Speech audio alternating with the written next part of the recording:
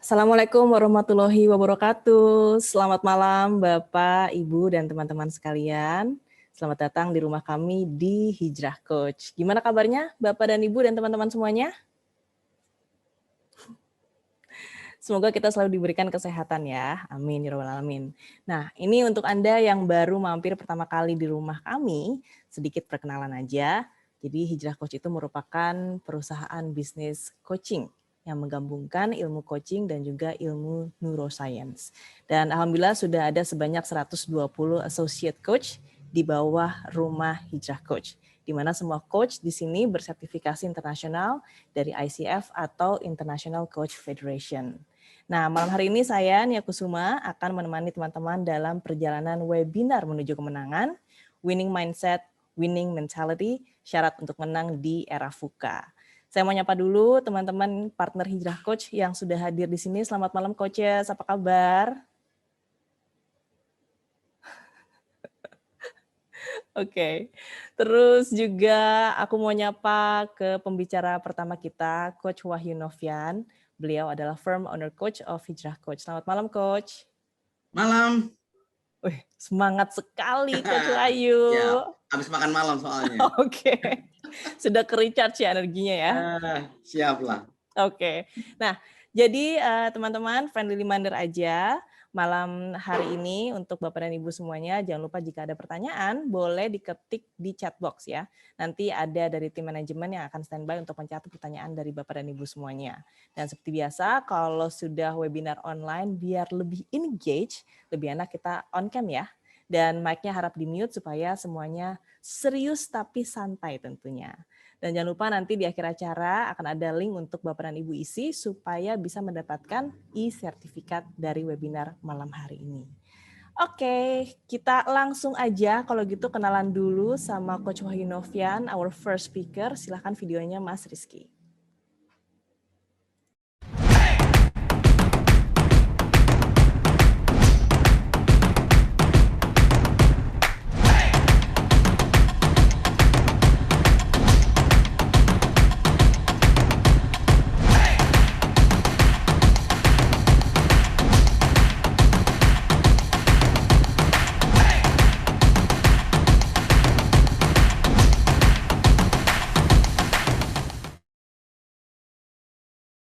Ya, silakan Coach Wahyu. Baik, Masya Allah. Bismillahirrahmanirrahim. Assalamualaikum warahmatullahi wabarakatuh. Waalaikumsalam warahmatullahi wabarakatuh. Waalaikumsalam warahmatullahi wabarakatuh. Ini kalau habis makan ini bawaannya agak gobios-gobios gimana gitu ya. Baik, alhamdulillahirrahmanirrahim. Alhamdulillahilladzi anzala sakinata fi qulubil mu'minin liyazdadu imanan ma imanihim syadu an la ilaha illallah wa syadu anna Muhammadan abduhu wa rasuluhu la nabiyya ba'dah. Allahumma sholli ala Muhammadin abdika wa nabiyyika wa rasulika nabil ummi wa ala alihi wa sahbihi ajmain amma ba'd. Alhamdulillah. Rekan-rekan sekalian, mudah-mudahan ini malam Jumat ya, malam Jumat, malam yang penuh berkah buat kita semuanya. Mudah-mudahan Bapak Ibu sekalian, rekan-rekan dalam kondisi sehat walafiat dan senantiasa siap untuk menjalani hari demi hari ke depan ya, karena kita nggak tahu judulnya kan VUCA, volatility, uncertainty, ya, complexity dan ambiguity. Jadi ada banyak ketidakpastian masa depan sih, kemudian kita harus siap apapun kondisinya. Kira-kira begitu. Ini berarti Coach Nia, saya langsung share screen atau gimana ini? Ya, silakan langsung aja Coach. Oke. Ada yang sehat di sini? Alhamdulillah sehat. Alhamdulillah sehat. Pertanyaannya kok begitu? Pertanyaan yang bagus dikit kenapa gitu ya? Baik, rekan-rekan sekalian, sesuai dengan tema ini sedikit digoyang, jadi judulnya Winning Mindset versus VUCA. Ya, tentu kalau kita bicara tentang hari ini kita sedang menghadapi, masih menghadapi kondisi yang orang bilang sebagai disrupsi. Tapi saya mau mulai dari sini dulu. Ya, VUCA. Jadi terminologi VUCA itu pertama kali digunakan tahun 1987 ya, diperkenalkan oleh seorang profesor dari University of Southern California namanya Warren Bennis. Jadi Warren Bennis ini dia menyebut bahwasanya pasca perang dingin, bumi ya, dunia ini tidak akan baik-baik saja. Ya. Dia mengatakan akan disebut sebagai VUCA tadi, volatility, uncertainty, complexity, ambiguity. Jadi kondisinya akan tidak baik-baik saja, akan selalu ada saja kemudian kejadian-kejadian ya, beginilah begitu segala ya. Kemudian bahasanya tadi volatile. Bumi ini, dunia ini akan volatile, uncertain, kompleks, dan juga ambiguity. Jadi ini pertama kali ya digunakan tahun 1987, diperkenalkan oleh seorang Warren Bennis. Nah, kemudian makin seru penggunaan istilah atau terminologi dari VUCA ini ketika era internet. Ya, kalau mungkin rekan-rekan sekalian, tapi di sini kayak wajah-wajahnya banyak anak-anak milenial gitu ya. Mungkin tahun 2000-an awal belum pada kuliah kali ya. Jadi kerasa tua kita ini. Jadi kalau yang kuliah di awal 2000-an itu, dulu ketika e-commerce ya, Google baru muncul, kemudian Yahoo waktu itu mendominasi, ya kan? Kemudian e-commerce mulailah, ya kan? Nah, itu VUCA itu sudah mulai makin tenar. Kenapa? Karena memang VUCA itu ya dengan ada teknologi internet ya, yang kita sebut juga dengan digital technology, itu kemudian semakin mendapat apa namanya ya, semacam kendaraan untuk semakin tenar ya si VUCA ini. Nah, kawan-kawan sekalian, sehingga kemudian ya kondisinya seperti ini. Seperti kumparan yang semakin nggak jelas itu, ya, yang karena penjelasannya gitu kan. Kalau kita buka di kamus, volatile itu kan artinya seperti anak, ya, seperti kondisi riang. Kalau kita tahu anak itu kalau lagi riang itu gimana? Ya kan lonjak sana, lonjak sini, kan loncat sana, loncat sini, nggak jelas gitu. Nah, kira-kira seperti itu volatile dan kemudian uncertain gitu kan, nggak jelas ini kapan dia muncul, tiba-tiba dia bisa hilang gitu kan. Kompleks, ya nggak jelas munculnya dari mana, di mana, siapa penyebabnya, ya kan? Karena ruwet begitu dan ambigu. Nah, kawan-kawan sekalian, persis kalau kita menghadapi, mungkin kita di tengah laut, kemudian kita melihat ombak. Ya. Ini gulungan ombak. Mungkin kalau ombaknya gede bisa jadi kayak tsunami begitu kan. Ini sangat menakutkan buat siapapun. Ya. Karena apa? Karena itu tadi kita nggak paham bagaimana kita bisa memanfaatkan ombak ini. Kita nggak tahu bagaimana cara kita bisa riding the wave. Nah, VUCA itu adalah sebuah kondisi, sebuah situasi yang tadi yang disebut oleh si Warren Bennis tadi, tidak akan baik-baik saja bumi ini. Dunia ini pasca perang dingin itu akan selalu ada kondisi saja yang menyebabkan ya goyangan dikit lah, kemudian ini dan segala macam. Nah, sehingga kemudian, nah belakangan ini ya mungkin 3 tahun atau 5 tahun terakhir lah ada istilah baru namanya disrupsi. Kalau buka kamus lagi, disrupsi itu kan artinya kan disorder. Ya ada kondisi yang mungkin mestinya jalannya lurus, kemudian nggak jadi lurus. Yang mesti jalannya enak, ajak, tapi tiba-tiba bisa putus, gitu kan? Jadi disrupt, gitu kan? Nah, VUCA ini adalah sebuah situasi. Nah, disrupsi, kemudian dia menjelaskan ini. Kalau Mas Yusuf Hadi, kalau ada kawan-kawan kenal, ya pakar marketing itu menyebut hari ini disrupsinya jadi 3. Yang pertama adalah teknologi digital. Yang kedua anak-anak milenial. Ya, karena dan gayanya, cara berpikirnya, cara bertindak yang sangat berbeda dengan era sebelumnya, generasi X. Nah, kemudian ada lagi, satu lagi sekarang, yang masih hangat jadi perbincangan kita, namanya adalah pandemi. Nah, ini jadi sekarang disrupsinya 3 in 1. Ya, kalau dulu VUCA itu cuma punya satu kendaraan, namanya adalah teknologi digital. Nah, kalau sekarang, ya ditambah dengan ada pandemi, ini kondisi semakin makin uncertainty, gitu, kawan-kawan sekalian. Nah, sehingga kemudian kita butuh mengenal lebih jauh apa sih VUCA ini dan kemudian bagaimana cara kita menikmatinya sehingga kemudian bisa persis seperti seorang server ya. Kalau kita bayangkan ya, saya pernah waktu itu berdiri di pantai Kute. Waktu itu kan banyak persewaan selancar gitu ya. Tawarin saya, diajarin katanya sampai bisa. Tapi saya jujur merinding di pinggir pantai itu, kemudian ngelihat para server pemula itu kemudian kena gulungan ombak. Kita bisa bayangkan kalau ombaknya kecil sih nggak apa-apa ya. Kalau ombaknya gede seperti yang ini tadi, kita bisa bayangkan gulungannya. Tapi kemudian kawan-kawan sekalian, tentu si server ini dia sudah punya nyali, kemudian dia punya kompetensi. Dia tahu bagaimana memilih ombak dan bagaimana bisa dia riding the wave. Sehingga kemudian dia bisa memenangkan pertarungannya. Kalau enggak, maka dia akan kelalap sama ombak. Nah, gitu dia kawan-kawan sekalian. Nah, kemudian pertanyaannya yang baru ketika kita menghadapi VUCA ini, so what gitu loh, kita mau ngapain? Sekarang ditambah ada pandemi begini kan, ya semuanya isinya tentang apa ya, kabar buruk gitu kan. Kalau dulu yang meninggal cuma sedikit, belakangan ini tambah banyak gitu kan. kita baca di media sosial kita, mungkin ada yang nge-share di Facebook, ada yang nge-share di YouTube, di Instagram, itu isinya semuanya, waduh, ngeri-ngeri semuanya. Nah, ini kan bagian dari fuka itu sendiri, yang kemudian membuat kita rasa-rasanya seperti apa gitu. Kondisinya menjadi tidak nyaman, khawatirnya bisa jadi sangat berlebihan. Nah, sehingga kemudian kita butuh yang namanya winning mindset. Biar kemudian kita bisa seperti seorang surfer tadi, ya, bisa riding the wave. Mau ombaknya kayak gimana pun, kita tahu caranya riding the wave. Nah, kawan-kawan sekalian, maka kemudian saya mencoba untuk menjelaskan winning mindset ini yang menjadi modal kita untuk menghadapi VUCA ini dengan artikel dari Forbes ini. Kalau kawan-kawan bisa dapatkan artikel tanggal 7 April 2015, dia menjelaskan si Forbes ini ada 3G ya, yang itu disebut sebagai winning mindset. Ya, yang pertama G-nya adalah growth, yang kedua adalah grit, yang ketiga adalah giving. Dan tiga-tiganya ini 3-in-1 yang kemudian menarik untuk kita asup, sehingga kemudian kita bisa seperti server tadi, riding the wave. Nah, ini dia ya, kawan-kawan sekalian. Growth. Ya. Saya ambil dari bukunya Carol Dweck. Kalau ada yang pernah baca buku Carol Dweck, seorang pakar psikologi, dia menulis buku tahun 2006 judulnya Mindset. Ya, yang kemudian si Carol Dweck itu secara diametral membagi mindset itu pada dua hal. Yang pertama disebut sebagai fixed mindset, yang kedua disebut sebagai growth mindset. Penjelasannya karena bisa baca di situ, gitu kan?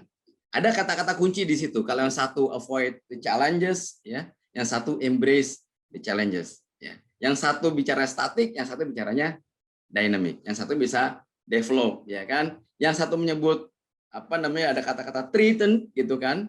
Yang satu bicara inspired by ada sukses. Jadi bicaranya memang ada sesuatu yang diametral, yang satunya namanya juga fix gitu kan, statis, yang satu growth, selalu bertumbuh, selalu berkembang, selalu ada dinamika di situ.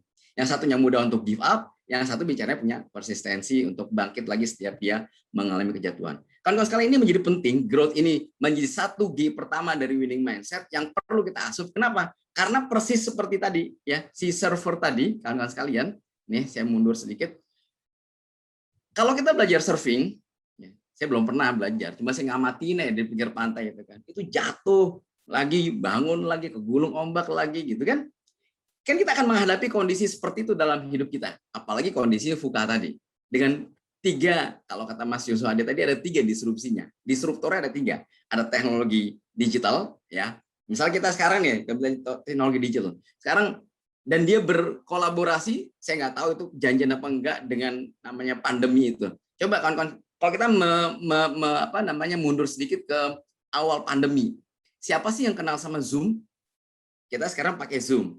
Kayaknya sekarang nggak ada yang nggak kenal Zoom. Bahkan anak TK aja tahu Zoom. Anak-anak saya SD itu sekolah kan pakainya Zoom. Tadinya siapa yang kenal sama Zoom? Dulu mungkin kita lebih kenal Google Meet meskipun jarang pakai, ya kan. Tapi ketika pandemi ini muncul, ya kan, si Zoom itu bisa riding the wave sehingga kemudian dia bisa menangkan persaingan, salah satunya dengan Google Meet. Dan kita bisa sekarang menggunakan Zoom itu jauh lebih familiar ketimbang kita tahu Google Meet. Padahal Google pemain besar. Nah, kawan-kawan sekalian, itu kira-kira bagian dari yang disebut dengan growth mindset tadi. Nah, maka saya mau balik tadi, ya, si server tadi, ya, ini jadi penting.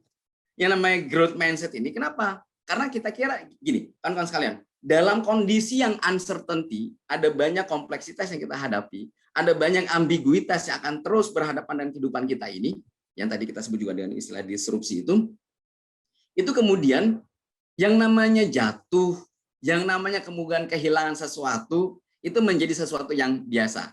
Ya, yang namanya change, challenges itu sifatnya akan terus bermunculan, gitu kan sekalian. Jadi persisi server tadi, yang namanya kemudian dia kepleset lah, kemudian dia kegulung ombak lah, ya kan, munting lagi sampai keluar, kemudian dia naik lagi cari ombaknya. Harus begitu mentalitasnya, kawan-kawan sekalian. Sehingga kemudian dalam konteks disrupsi atau VUCA ini, yang namanya fail itu biasa. Maka kalau saya pinjam istilahnya Amy Wilkinson, dia nyebutnya ada namanya failure ratio. Jadi ada rasio kegagalan, gitu. Nah, makanya kalau para pemain teknologi digital, startup begitu, itu biasa dengan istilah begini, fail fast dan fast. Semakin cepat mereka gagal, maka semakin cepat mereka belajar dan mereka akan bangkit lagi. Terus bertumbuh. ya kan, berkembang. Jadi tidak ada matinya. Persis sama si server tadi, ya kan? Ketika dia jatuh, dia kepleset, misalnya dia salah ambil timing untuk masuk ke ombak tadi, dia kegulung, ya.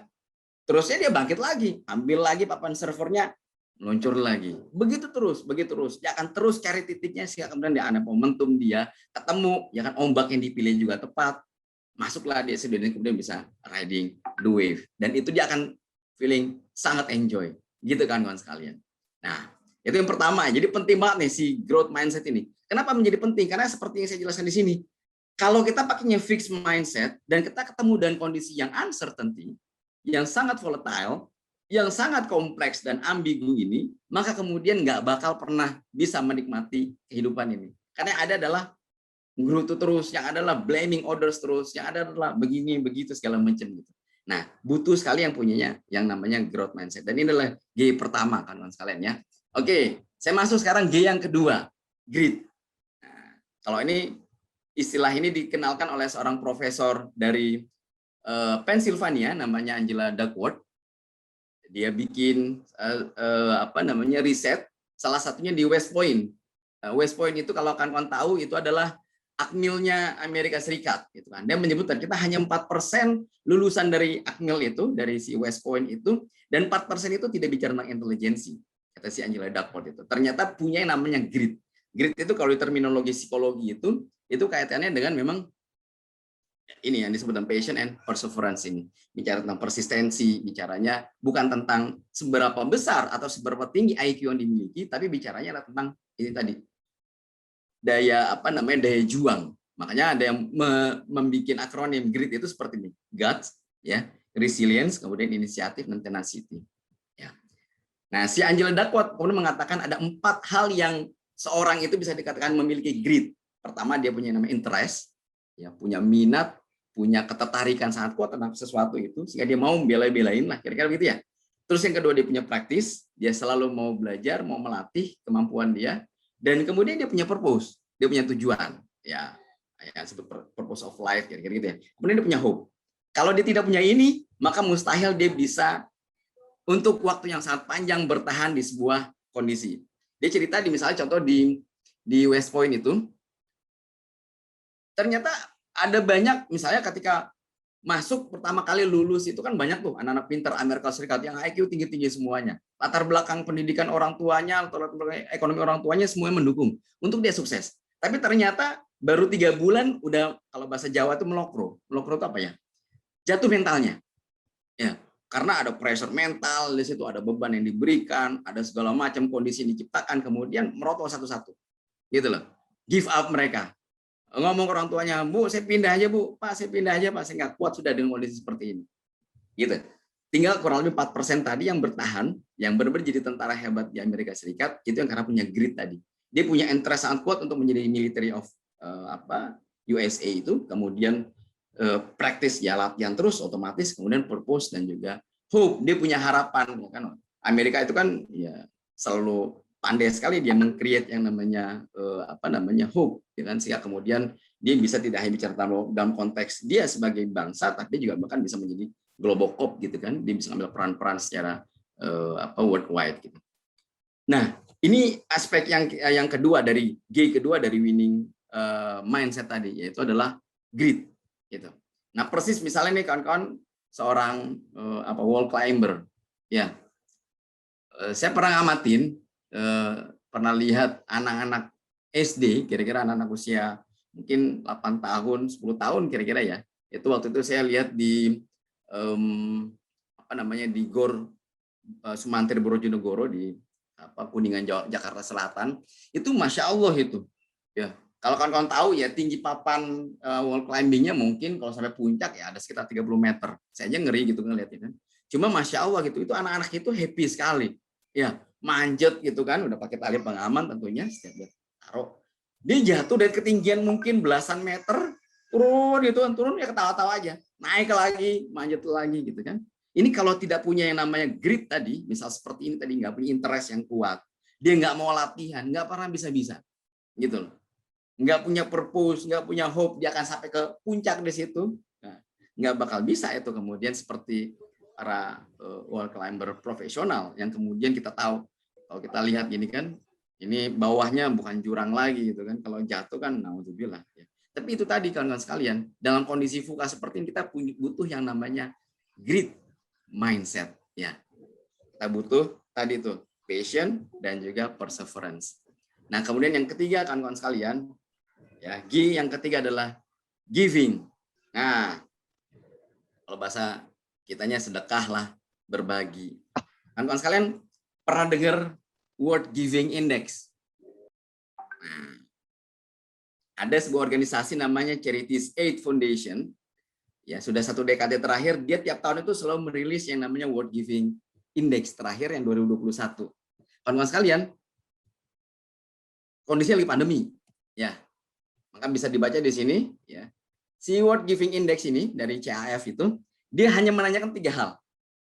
Ya, yang pertama, maka dibaca di sini kan, apakah di bulan terakhir Anda melakukan satu di antara 3 ini? Pertama, help stranger, atau Anda donate money to a charity, dan kemudian yang ketiga, apakah Anda melakukan aktivitas volunteer, kerelawanan. Ya, dia hanya menanyakan 3 hal ini ke banyak di survei-survei yang dilakukan sepanjang 2020. Dan kawan-kawan sekalian, ada kejutannya. Kalian belum pernah baca ini, mudah-mudahan menjadi kejutan. Tapi menyenangkan sekali buat saya menyampaikan ini, kawan-kawan sekalian. Nah, Indonesia, kawan-kawan sekalian, ternyata menjadi the high rank, ya, the top rank, the world most generous countries di 2021, ya, di World Giving Index tadi, itu dengan puncak, ya, lihat itu nomor paling atas 69% Indonesia.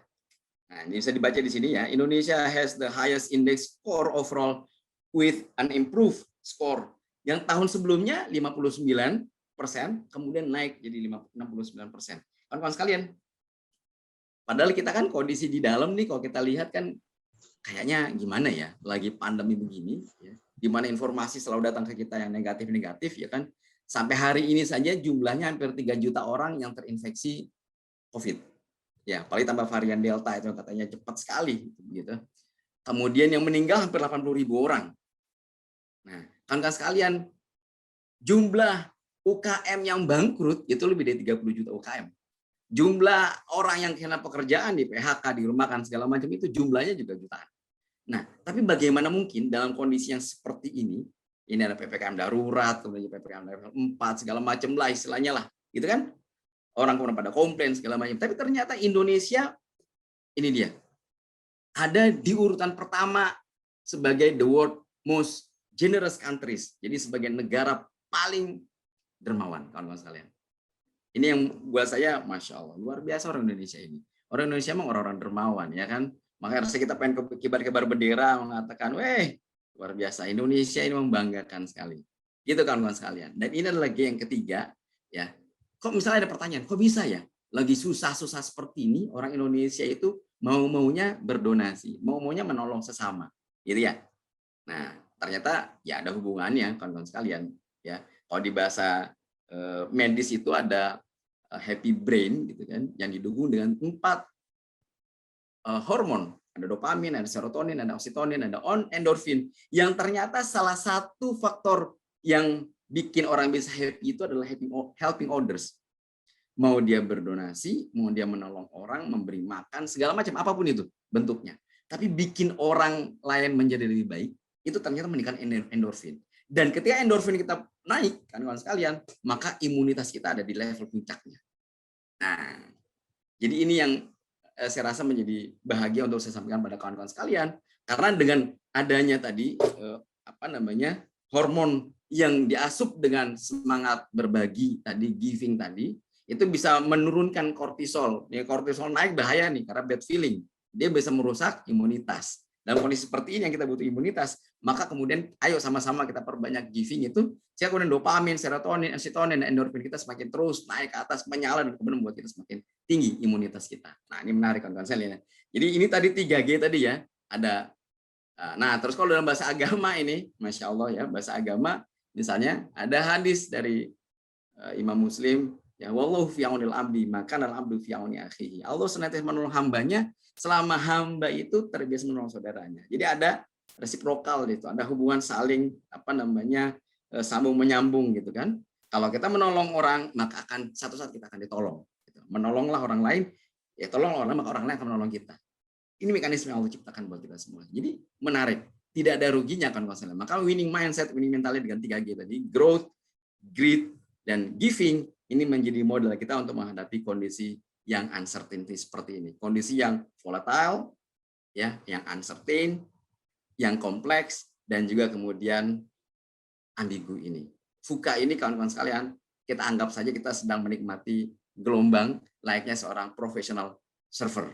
Ya, kita tahu kapan kita bisa masuk, kapan kita juga bisa keluar. Kita tahu memilih ombaknya seperti apa, kita punya nyali, punya mental yang tepat, punya kompetensinya juga sehingga kemudian kita tidak mudah untuk tergulung. Kalaupun tergulung, bangkit lagi, bangkit lagi, bangkit lagi. Karena kita punya growth mindset, punya great mindset, dan kita didukung juga dengan giving mindset. Dan kawan-kawan sekalian, sampai kapan kondisi seperti ini? Kita nggak tahu. Ya, makanya situasi seperti ini ya sudah dipredik oleh seorang Warren Buffett sejak 1987. Sekarang tahun 2021. Berarti berapa tahun itu? Ya, 24 tahun. Kawan-kawan sekalian, nah kita nggak tahu sampai ke depan seperti apa, maka ya siap-siap dengan riding the wave, ya nikmatin semuanya. Kita hanya butuh tadi winning mindset untuk kemudian selalu change dan selalu adapt dengan kondisi apapun yang akan kita hadapi. Dan Allah berfirman, ya, innallaha la yughayyiru ma biqaumin hatta yughayyiru ma bi anfusihim. Allah tidak akan pernah merubah kondisi sebuah bangsa, sebuah kaum, ya, sampai kaum itu secara sadar merubah dirinya sendiri untuk menjadi lebih baik. Ya. Allah alam bisawab. Terakhir saya mau kasih dan ini pohon mangga buahnya lebat, harum baunya menggoda selera. Sahabat, Indonesia adalah bangsa hebat. Yuk kita hadapi fuka ini dengan mentalitas juara. Kamis optimis buat kita semuanya. Assalamualaikum warahmatullahi wabarakatuh. Waalaikumsalam warahmatullahi wabarakatuh. Luar biasa. Terima kasih Coach Wahyu. Insya Allah. Alhamdulillah. Oke, nanti kita balik lagi ya Coach Wahyu ya untuk sesi Q&A ya. Jadi itu dia teman-teman, winning mindset ya. Ada growth mindset, ada grit, ada giving mindset juga. Yes. Masih semangat ya teman-teman? Kalau enggak masih semangat ya guys. Ini angkatan milenial. Jangan lupa kalau ada pertanyaan boleh langsung diketik aja di chat box. Nanti kita akan bahas setelah Coach Intan menyampaikan materinya. Nah, sekarang kita langsung aja ke pembicara kedua, psikolog, managing director, serta firm owner coach of Hijrah Coach. Inilah Coach Intan Erlita. Silakan Mas Rizky.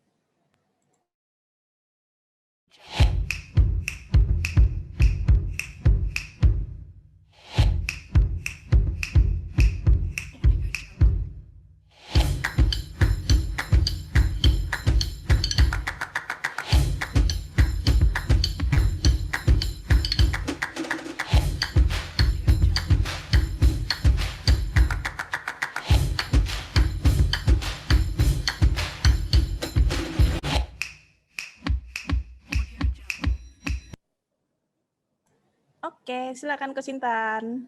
Oke, Assalamualaikum warahmatullahi wabarakatuh. Apa kabar semuanya, sehat?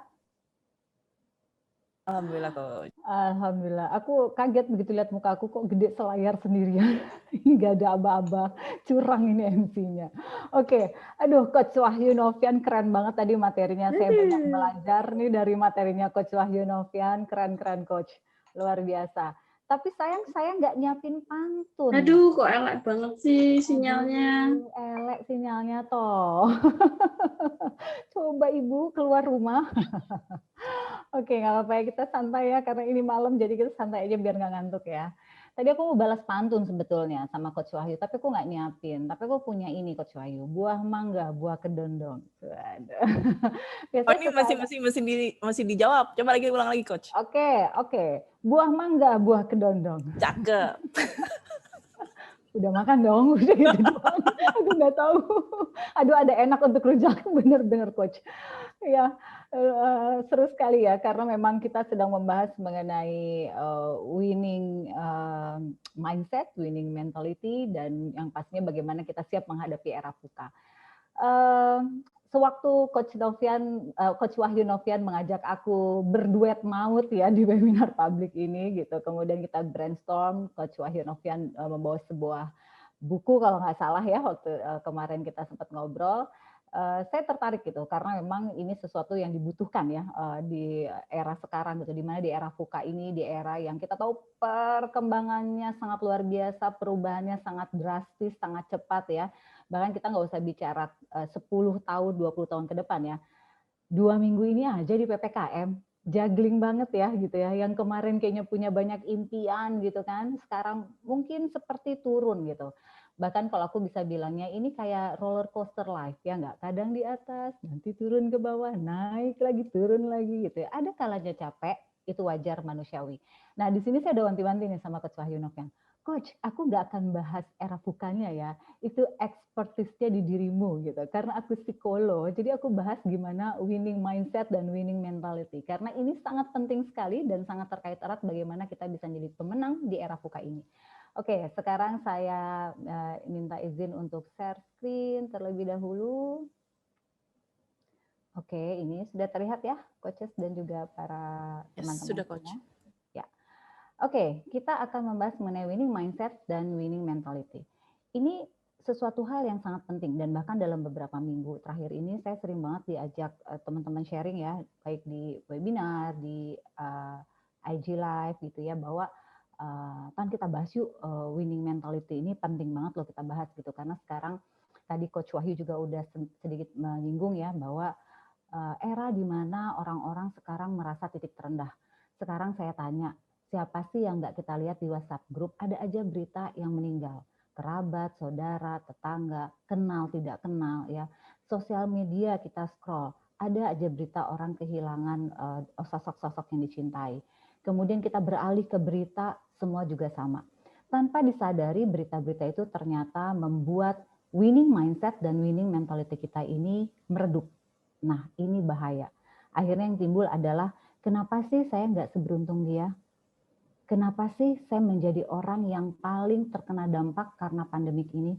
Kenapa sih saya menjadi orang yang paling tidak happy di kondisi yang kayak gini? Akhirnya pertanyaan itulah yang membuat kita semakin jatuh, dan akhirnya kita nggak bisa bangkit. Padahal tadi Coach Wahyu udah bahas ya, era VUCA itu adalah era di mana kita harus bisa cepat untuk bergerak, cepat untuk beradaptasi. Nah, nanti kita bahas satu persatu. Oke, kita akan berbicara winning mindset. Apa sih winning mindset itu? Winning mindset ini simpelnya adalah mindset untuk menjadi pemenang. Kita bayangkan pada satu tim ya, satu tim lomba ya, satu tim basket misalnya. Dulu berbicara dulu banget ya, long time ago. Saya adalah tim inti basket dulu. Kalau sekarang jangan ya, dribble bola basket aja saya udah nggak tahu gitu ya. Nah, dulu untuk menjadi seorang pemenang ya, saya mau menghadapi lomba nih. Saya tuh digembleng sama pelatih saya. Digemblengnya nggak main-main. Padahal tandingnya basket. Tetapi digemblengnya push up, sit up, lari keliling lapangan, belum mental kita. Mental kita itu digembleng. Buat apa? Memunculkan mindset dulu bahwa kamu bisa jadi pemenang. Apalagi kalau kita udah tahu lawannya siapa, sedikit banyak itu membuat mindset kita, wah berat banget nih lawannya. Tapi pelatih itu akan selalu memberikan apa? Mindset untuk menjadi pemenang. Kamu bisa. Terkadang kalau kita korelasikan ke kehidupan, goalnya kita maunya apa, tapi kenapa ya? Kok di sini saya diasah banget? Kenapa ya? Kok di sini kayaknya saya susah banget? Tapi begitu kita udah sampai titik atas, ketika kita lihat perjuangan kemarin, kadang-kadang kita bersyukur ya, di posisi pernah di arah yang tidak nyaman, di posisi di situasi dan kondisi yang itu nggak menyenangkan. Tapi ketika kita mengubah mindset kita, bahwa yang terjadi saat ini untuk membuat saya kuat di depan, maka kita sudah menang untuk mengubah mindset kita. Ini penting banget. Bahkan di setiap kali kalau aku sharing, mindset itu adalah fondasi. Mindset itu adalah hal yang terpenting. Jadi kalau kita udah kalah secara mindset, maka nggak aneh ketika kita tidak bisa mengarahkan tubuh ini untuk maksimal. Kemudian, ini mengubah cara pandang.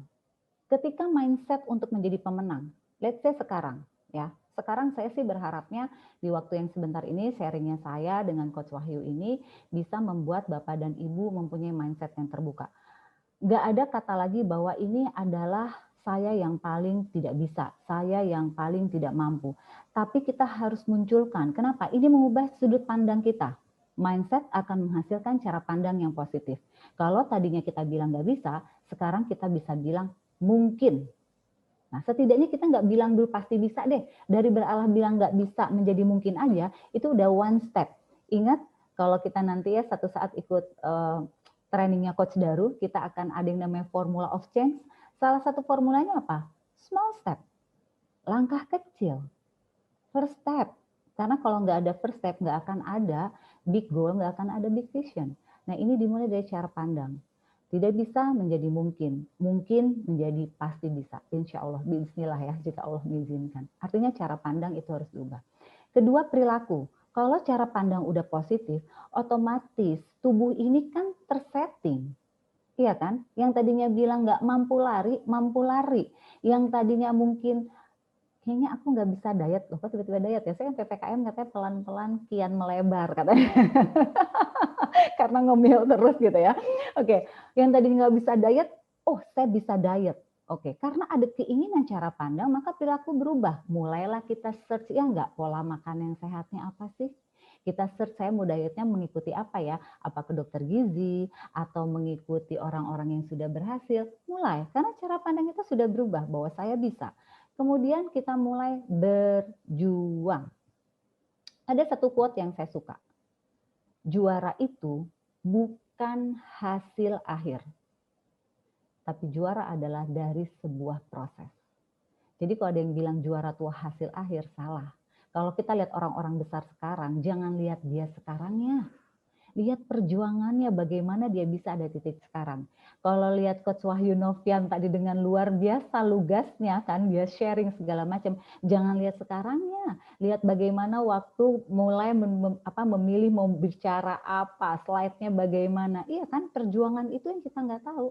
Nah, kita menjadi juara itu bukan sesuatu yang instan. Dimulai dari mindset kita menjadi seorang pemenang. Oke, kemudian saya akan berbicara winning mentality. Apa sih ini mental juara? Dulu, ya saya nggak tahu nih kalau anak-anak sekarang ya. Kalau dulu nih, bicara dulu nih kayaknya dulu banget nih, saya angkatan dulu banget ya kayaknya. Kalau ngelihat bule tuh kayaknya, saya pasti kalah. Tinggi banget dia gitu kan. Ngomongnya aja aku nggak ngerti gitu kan. Mental drop. Padahal orang Indonesia tuh pinter-pinter. Tapi karena kita punya perawakan kecil, ya, mungkin kita bahasa Inggrisnya nggak jago misalkan, kita merasa sudah kalah. Tahu nggak? Mental juara itu menentukan 50% dari hasil akhir. Karena kalau kita belum bertanding, kita udah kalah secara mental, maka kemampuan kita nggak maksimal. Kalau dalam satu kompetisi, balik lagi ke zaman aku basket ya. Kalau dulu nih, kenapa kita mikirin baju basketnya itu baju tim tuh klub harus keren. Karena kalau baju tim udah keren, gaya jalannya udah petantang-petenteng di tengah lapangan, udah mental juara banget tuh. Kita lihat kanan, kiri, ya nggak? Padahal belum tentu jago. Gertak dulu gitu kan. Nah, si lawan langsung dia, wah gila lawannya, oh aku kalah nih. Nah, padahal belum tentu loh, belum tentu. Tapi ketika kita mengambil bahwa saya pasti kalah, saya nggak bisa, lawan saya lebih hebat, maka kemampuan kita tuh seolah nggak bisa kita keluarkan maksimal. Berbeda ketika kita diem, tapi kita punya dalam mindset nih, dalam pikiran kita bahwa nggak apa-apa lawan itu lebih tinggi, nggak apa-apa lawan itu bajunya lebih keren, tapi kemampuan saya dan kemampuan dia belum tentu jauh lebih baik kemampuan dia. Jadi kita tumbuhkan mental juara, dan ini penting. Jadi dulu aku pernah ditawarin jadi psikolog dari salah satu cabang olahraga karena dia mau berangkat tanding mewakili Indonesia. Tahu nggak? Aku khusus untuk memberikan apa? Mental juara kepada para atlet. Karena itu penting. Mau seberapa jago pun atlet di lapangan, tapi kalau mental juaranya nggak keluar, maka kemampuan dia yang kemarin belajar tuh nggak akan maksimal. Nah, jadi ini penting banget ya. Prosesnya panjang, pasti jatuh bangun menumbuhkan mental juara ini. Kemudian berkesinambungan, yes, nggak akan ada. Gagal bangkit, itu sudah pasti, itu mental juara. Kalau kalian gagal nyerah, oke, Mental kalian bukan mental juara. Dan bisa dipastikan kalau kita nggak berubah di era VUCA ini, kita akan kelibas. Kalau tadi Coach Wahyu bilang, seperti main surfing ya, Coach Wahyu ya. Kalau kita belajar pertama, oke, lecet-lecet lucu gitu kan ya. Terus berhenti, nggak mau latihan lagi, ya udah akhirnya jadi kayak saya, cuman kalau foto-foto aja. Gitu. Tapi kalau misalnya mau berlatih, mungkin dia bisa menjadi orang yang hebat dan bisa menaklukkan ombak menjadi sesuatu yang sangat indah. Ya, kalau kita lihat orang-orang main surfing itu berhasil menaklukkan ombak-ombak yang besar, itu pemandangan yang Masya Allah indah banget buat aku. Nah, kemudian tadi aku bilang juara. Juara itu bukan hasil akhir, tapi dari proses kita yang gagal, jatuh, bangkit, jatuh, bangkit, jatuh, bangkit, sehingga kita bisa menemukan, oke, disinilah diri saya menjadi pemenangnya. Itu mengenai winning mindset dan winning mentality. Tapi pertanyaan selanjutnya, kenapa sih penting banget dua hal itu? Pertama, menemukan karakter. Bagaimana kita bisa tahu karakter kita kalau kita selalu menganggap diri ini tidak layak untuk menang, tidak layak untuk hebat, tidak layak untuk maju. Bayangkan, kita ini jahat sama diri kita sendiri, ya kan? Makanya saya suka bilang sama anak-anak saya gitu ya. Kebetulan saya anaknya 4 ya. Jadi saya suka bilang sama anak saya, mencari sekolah terbaik itu bagus. Tapi kalau kamu nggak masuk di sekolah yang terbaik, bukan berarti masa depan kamu tidak sukses. Karena sukses itu bukan dari mana kamu belajar, tapi dari apa yang kamu dapat dari yang kamu pelajari dan kamu kembangkan itu. Ini tentang karakter. Jadi kalau karakter kuat, ke depannya insya Allah dia mempunyai pandangan yang baik. Kemudian lingkungan. Mempengaruhi nggak? Mempengaruhi. Kalau kita punya winning mentality, winning mindset, maka lingkungan, kita bisa memilih lingkungan yang bisa membuat kita positif. Contoh, kalau ada orang nanya, Tan, kenapa sih kok kamu suka jadi coach? Kamu kan udah seorang psikolog. Secara keilmuan, psikologi kan ibunya ilmu coaching, turunan kan? Nah, tapi kenapa saya menikmati? Karena saya menemukan lingkungan yang positif. Saya menemukan lingkungan orang-orang yang mau maju. Saya kenal Coach Nia, saya kenal Coach Wahyu, saya kenal Coach Boy. Ya, kenapa saya bilang Coach Boy? Karena tadi saya lihat Coach Boy komen. Ya, saya kenal Coach Julfa. Mohon maaf ya yang saya sebut yang ada di komen. Dan coach-coach yang lain. Yang saya tahu, mereka tuh mindsetnya positif semua. Jadi buat saya happy di sini. Dan lingkungan penting. Jadi teman-teman, kalau punya lingkungan yang positif, tempel. Karena lingkungan itu mempengaruhi karakter. Kalau lingkungannya pesimis, tinggalkan. Kenapa? Bukan berarti jadi musuhan ya, tapi tinggalkan untuk tidak terlalu dekat. Saya punya prinsip, saya berteman sama siapa saja. Tapi buat bersahabat, saya memilih orang-orang yang bisa membuat saya lebih baik. Nah, itu harus kita pilih. Kemudian belajar. Jangan pernah merasa hebat. Sampai saat ini, walaupun saya sering sharing, saya nggak bilang bahwa saya lebih hebat. Saya nggak mau bilang saya mengajari. Nggak, saya selalu bilang sharing. Karena kenapa? Bisa jadi semua yang duduk di hadapan saya jauh lebih hebat dan lebih pintar daripada saya. Makanya saya bilang sharing. Jadi saya senang belajar. Saya senang mempelajari hal-hal yang baru. Dan belajar itu nggak ada habisnya kalau buat saya. Dan ini untuk kita bisa mengupgrade skills kita. Begitu kita tahu karakter kita, begitu kita tahu lingkungan kita, maka kita belajar. Belajar dari apa? Semuanya. Belajar dari apa yang kita hadapi. Buat apa? Mengupgrade skills kita. Karena kalau kita nggak bisa mengupgrade, ini bahaya. Saya ingat ya, karena tadi Coach Wahyu menampilkan wajahnya Einstein. Ya betul ya, tadi ada kan? Saya ingat bahwa Einstein tuh pernah berkata begini, bukan makhluk yang paling kuat, bukan makhluk yang paling cepat yang akan menjadi pemenang atau juara. Tapi mereka yang bisa beradaptasi, maka mereka yang bisa juara dan menaklukkan alam. Keren ya? Tapi itu saya baca itu. Saya jadi ingat karena tadi lihat Coach Wahyu menampilkan di slide. Salah satu kalimat itu yang membuat saya berpikir, oh saya mungkin zaman sekolah nggak pinter-pinter amat ya, so-so aja gitu. Alhamdulillah, cuman saya akrab aja sama guru gitu. Aku mungkin nggak terlalu anak yang rapih catatannya, ya. Tapi ternyata aku mampu beradaptasi. Jadi buat kita-kita nih yang merasa bahwa saya nggak pinter-pinter amat, oh tapi aku bisa beradaptasi. Karena kalimat Einstein itu benar. Kita cepat, kita pinter, tapi kita nggak mau beradaptasi, kita kegerus. Kita pinter, kita nggak mau belajar, kita akan ketinggalan. Tapi kita yang biasa saja mau beradaptasi, mau belajar, mau mengupgrade skill, tanpa sadar kita meninggalkan mereka-mereka yang merasa pintar dan yang merasa hebat. Nah, jadi tetap belajar ya, biar kita upgrade skills kita. Kemudian, penting untuk mengetahui potensi terbesar diri sendiri. Kenapa? Pertama, yang paling utama adalah ini menjadikan energi terbesar buat kita. Kita tahu potensi, ini jadi energi. Yang kedua adalah menjadikan motivasi. Ketika sudah ada energi, ada motivasi untuk mencapainya. Yang ketiga adalah vision. Nah, berkali-kali kalau mungkin orang sering mendengarkan aku berbicara vision, sering banget nih Coach Cinta ngomong vision. Iya, orang itu harus punya vision, big goal. Perusahaan aja ada visi misinya, difoto, dibingkai, ditaruh. Bahkan karyawan harus hafal visi misinya apa. Pertanyaannya, sudahkah Bapak Ibu semuanya punya visi misi dalam hidupnya? Kalau belum, dibuat. Karena kalau enggak, rasanya kok udah Senin lagi ya? Ih, cepetnya udah Jumat lagi ya. Ya Allah, bulan Juli udah mau habis lagi ya gitu. Pernah nggak ngerasa kayak gitu?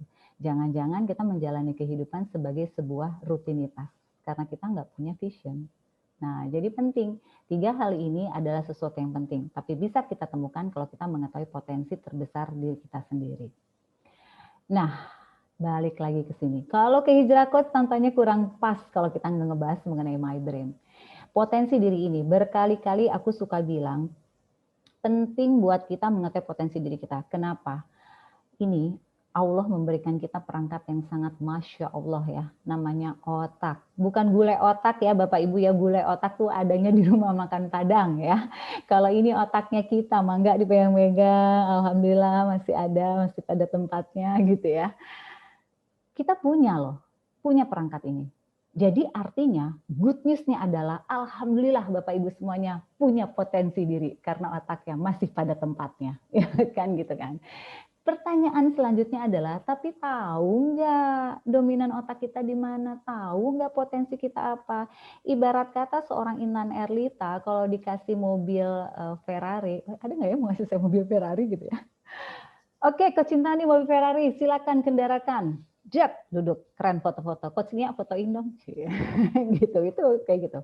Setelah di dalamnya mau ngapain Tan? Nggak tahu. Nyarainnya gimana? Nggak tahu. Buka pintunya nggak tahu, bahkan mungkin buka pintunya saya gedok-gedok saya minta tolong yang punya. Ini gimana Pak buka pintunya? Saking canggihnya. Oke. Itu adalah perumpamaan ketika kita dikasih alat, dikasih perangkat sama Allah yang namanya otak, kita nggak tahu caranya, kita nggak tahu potensinya. Maka kita nggak memaksimalkan. Sementara kita hidup di dunia punya visi ya, punya tujuan kan. Maka kita harus tahu. Nah, di sini saya hanya akan sedikit aja membahas mengenai dominan otak ini. Kalau mau tahu lebih lanjut, kalian bisa ikuti nih namanya Certified Hijrah Mind Practitioners ya, CHMP, di mana kalian akan mempelajari lebih dalam lagi mengenai my brain. Oke, manusia itu mempunyai 4 dominan otak. Yang pertama, ini saya baca secara random ya, nggak ada urutannya. Ada reasoning di kiri atas, ada spontaneous kanan atas, ada dominan otak feeling di kanan bawah, dan ada dominan otak spesifik. Masing-masing ini mempunyai potensinya tersendiri. Spontaneous orang-orang yang punya ide besar, reasoning orang-orang yang suka dengan data dan fakta, dominan spesifik orang-orang yang suka dengan sesuatu yang teratur, terorganize. Orang-orang dominan feeling adalah mereka-mereka yang punya rasa empati, simpati, dan suka dengan hubungan relationship kepada sesama manusia. Bukan hanya manusia, makhluk hidup. Oke, kalau ditanya, Coach Intan yang paling baik yang mana? Semuanya baik, semuanya terbaik. Yang tidak baik adalah ketika kita tidak tahu, saya ada di dominan otak yang mana ya? Nah, PR buat kita semuanya ya. Kalau ditanya balik, Coach Intan tahu nggak dominan otaknya apa? Tahu dong, saya kan udah mengisi profiling toolsnya ya. Kenapa? Karena saya pengen tahu. Saya pengen tahu di mana sih area saya. Sebagai seorang psikolog, saya sudah merasakan semua alat tes. Name it. MBTI, apa lagi? Banyak banget ya. Terus ada minat, bakat, karakter, semua ada. Kenapa? Karena sebagai seorang psikolog sebelum saya tes klien saya harus mengetes diri saya sendiri gitu kan. Yang terakhir saya coba adalah ini. Kemudian di sini saya menemukan, oh pantas ya, saya ini orang penuh ide. Saya ini senang loh. Kalau ada orang ngomong saya tentang ide, saya senang. Ternyata dominan otak saya spontaneous. Jadi saya ngerti kenapa kalau saya senang dengan ide-ide besar. Terus saya ini orangnya peka. Kalau marah gampang baiknya, gampang ademnya, ya kan? Kenapa? Karena ternyata saya dominan otak feelingnya juga tinggi. Saya alhamdulillah gitu. Jadi sejalan ya sebagai saya seorang psikolog, saya punya dominan otak feeling ya, senang mendengarkan gitu ya. Ya karena memang ternyata saya tahu itu dominan otak saya gitu. Dan ini yang harus saya ketahui itu potensi saya. Kemudian saya merasa bahwa ternyata saya kecil di dominan otak spesifik. Tapi ini bukan kekurangan saya. Jadi jangan bicara kekurangan. Ini potensial blind spot, baru jadi potensi kok gitu. Tapi kalau kita tahu gimana cara mengantisipasinya, insya Allah blind spot ini tidak akan menjadi blind spot yang nyata dan akhirnya menyekat kita atau menghambat kita untuk meraih cita-cita kita. Jadi poinnya penting buat kita tahu di mana dominan otak kita. Kenapa? Karena ini bisa menjadi semangat dan energi terbesar bagi kita. Tadi aku bilang ya, pentingnya karena kita harus tahu energi terbesar, kemudian untuk kita menjadikan motivasi, dan untuk membuat vision kita. Ini rangkaian. Kalau tadi kata Coach Wahyu kan, kita harus tahu nih gitu, happy brain gitu ya tadi Coach Wahyu ya, ngomongnya gitu kan. Bagaimana brainnya happy, lawang kita nggak kenal sama brain kita, ya kan? Jadi kita harus mengenal dulu. Setelah itu baru kita berbicara how-nya, gitu kan? Yang penting kita kenal dulu diri kita. Jangan kenal orang lain doang, diri kita pun harus kita kenal. Ingat, kita punya perangkat yang Masya Allah nempel sama kita 24 jam. Kalau nggak kita maksimalkan, berarti kita orang yang bodoh, orang yang menzolimi diri sendiri. Gitu. Nah, mulai sekarang yuk, kenalan lagi sama diri kita, terus konten gimana caranya? Nah, tanya sama Coach Wahyu tuh ya, monggo boleh silakan DM Coach Wahyu, aku mau dong di profiling tool, silakan gitu kan, langsung. Atau misalnya ke Coach Nia, ke Mas Rizky gitu yang ada nama-nama / hijrah coachnya, mah enggak, silakan tanya aja karena insya Allah para coach-coach di Hijrah Coach ini bisa membantu Bapak Ibu semua untuk memprofiling dari dominan otaknya dan membantu menginterpretasi di manakah area dominan otak saya dan di manakah saya harus mengantisipasi blind spot yang saya miliki. Oke, terakhir tipsnya, yang pertama doa, ini harus seberapa besar ikhtiar kita, doa kita ke atas harus selalu maksimal. Kemudian yang kedua adalah mengetahui dominan otak, ini penting banget. Jadi kita harus dari sekarang mengenali diri kita. Kenapa? Karena ini kita bisa mengetahui potensi diri kita. Dan kemudian yang nggak kalah penting adalah memiliki goal dan vision. Ya, nanti ini juga kalau nggak ngerti caranya, para coach di sini banyak loh coach-coach malam hari ini nih yang bertebaran ya. Ntar saya lihat ya kalau saya udah stop share ya, yang bisa membantu teman-teman untuk memiliki goal dan visionnya. Dan ini paling penting, tadi Coach Wahyu juga ngomong ya, bahwa di era VUCA kita harus bisa beradaptasi dengan perkembangan pertumbuhannya yang sangat cepat. Kalau kita nggak pernah menerima diri kita dan tidak memaafkan diri kita atas kegagalan yang pernah kita lakukan, kita nggak akan pernah bisa fight di era VUCA ini. Kita nggak akan pernah bisa memiliki winning mindset. Kita nggak akan pernah bisa memiliki winning mentality. Jadi menerima dan memaafkan diri sendiri ini untuk kita bisa maju ke depan lebih maju lagi. Dan terakhir, ketika kita bisa menerima dan memaafkan diri ini untuk maju, maka ini saatnya untuk upgrade skills-nya teman-teman semua. Dan balik lagi, kita semua siap membantu yang hadir pada malam hari ini ya, dan yang pastinya kita sama-sama bergandengan tangan dan yang terpenting sama-sama mengenali diri ini sendiri agar mendapatkan potensi yang kita miliki. Nah, selesai sudah presentasi saya atau sharing saya hari ini. Kita kembalikan ke MC kita, Coach Nia. Silakan Coach Nia. Terima kasih Coach Intan. Oke, nanti kita akan balik lagi untuk sesi Q&A ya. Jadi winning mindset, mindset untuk menjadi pemenang, winning mentality, mindset untuk yang mental juara. Jadi percaya ya kalau Coach Intan itu dulu pemain basket. Karena kalau misalnya ketemu langsung itu tinggi banget Coach Intan. Saya tuh harus ngedongak dulu gitu, baru kita bertemu mata hiperbola. Tapi nggak hiperbola, kalau ketemu sama Coach Boy beneran, saya harus dongak dulu. Oke, sekarang kita langsung masuk aja ke sesi Q&A. Sudah ada beberapa pertanyaan yang sudah masuk. Silakan kalau misalkan teman-teman masih ada pertanyaan, boleh langsung diketik di chat box. Oke, mungkin aku mau mulai dulu. I'm gonna pick randomly dari Mbak Nia Rosalita di Bogor. Assalamualaikum Coach, izin bertanya bagaimana cara membuat percaya diri agar selalu bisa melawan rasa takut dalam pikiran kita supaya menjadi juara di dalam diri sendiri. Mungkin boleh mulai dulu dari Coach Wahyu, silakan Coach.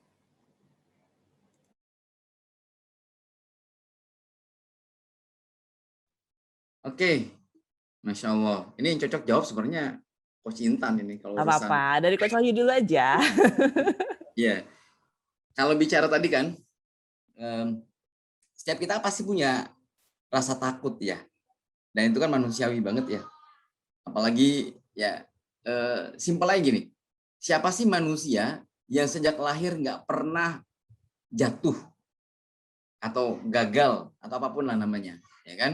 Lawang kita sejak lahir saja, misalnya kita dulu lahir duduk kan ini ya apa namanya cuma bisa telentang begitu saja, anak bayi misalnya. Terus kita belajar bisa tengkurap, terusnya kita bisa merangkak, kemudian duduk, berdiri. Nah, di setiap proses itu pasti ada yang namanya jatuh bangun kan.